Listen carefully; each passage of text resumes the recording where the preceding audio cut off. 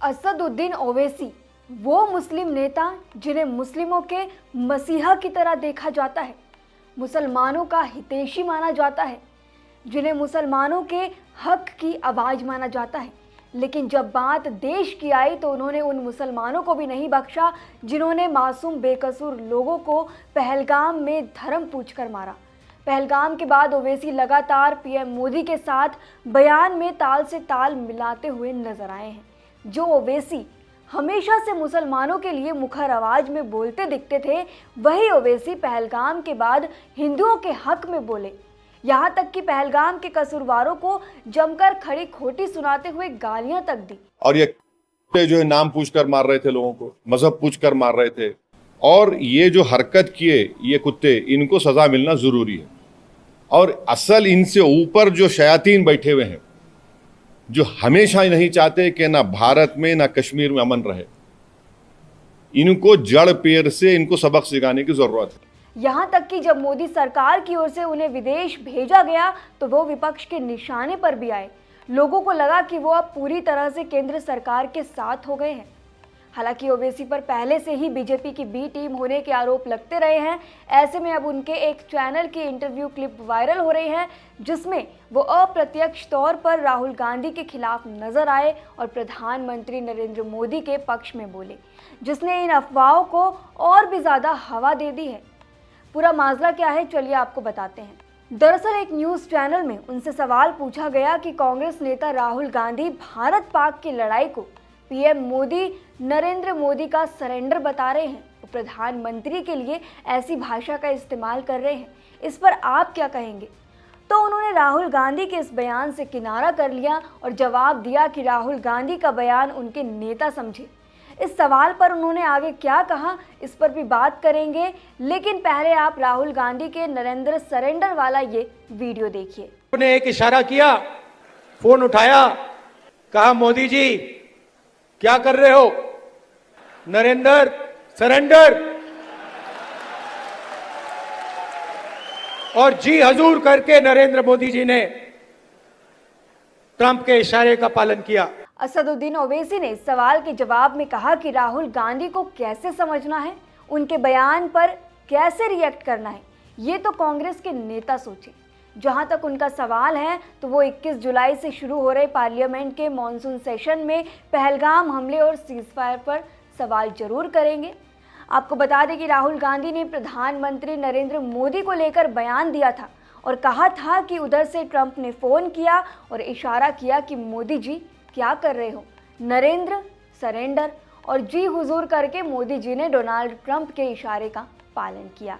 इस बयान से एक चीज़ तो साफ हो गई, जिस तरीके से ओवैसी से सवाल किया गया कि ओवैसी ने राहुल गांधी के बयान पर टिप्पणी ना करके उनसे किनारा कर लिया, जो कहीं ना कहीं ये दिखाता है कि वो राहुल गांधी के समर्थन में नहीं थे, वरना वो इस बयान का विरोध जरूर करते। क्योंकि जिस तरीके से भारत ने सीज फायर का ऐलान किया, लगातार इस तरह की बातें हो रही थी कि नरेंद्र मोदी जो हैं वो अमेरिका के आगे झुक गए हैं, और जिस तरीके से ओवैसी की छवि है वो हमेशा इस तरह रही है कि मुस्लिमों के फेवर में, और जो है वो भाजपा के खिलाफ रही है। तो यहाँ पर कहीं ना कहीं ये दिखाता है कि पीएम मोदी के अगेंस्ट में वो नहीं बोले, क्योंकि जिस तरीके से राहुल गांधी लगातार पीएम मोदी पर हमलावर है नरेंद्र सरेंडर वाले बयान को लेकर, इस पर उन्होंने अपनी कोई टिप्पणी नहीं की।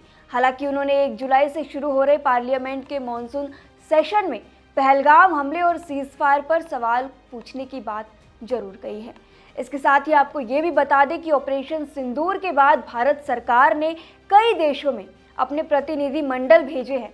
इन डेलीगेशन का मकसद है कि दुनिया के सामने पाकिस्तान की दोहरी नीति, खासकर आतंकवाद को लेकर उसके रवैये को उजागर करना।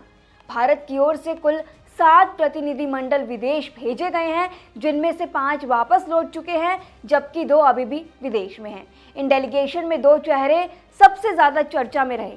अगर आपको ध्यान होगा तो कांग्रेस नेता शशि थरूर और एमआईएम सांसद असदुद्दीन ओवैसी अल्जीरिया, सऊदी अरब, कुवैत और बहरीन गए थे। उन्होंने इन मुसलमान देशों में पाकिस्तान की सच्चाई को बेबागी से सामने रखा।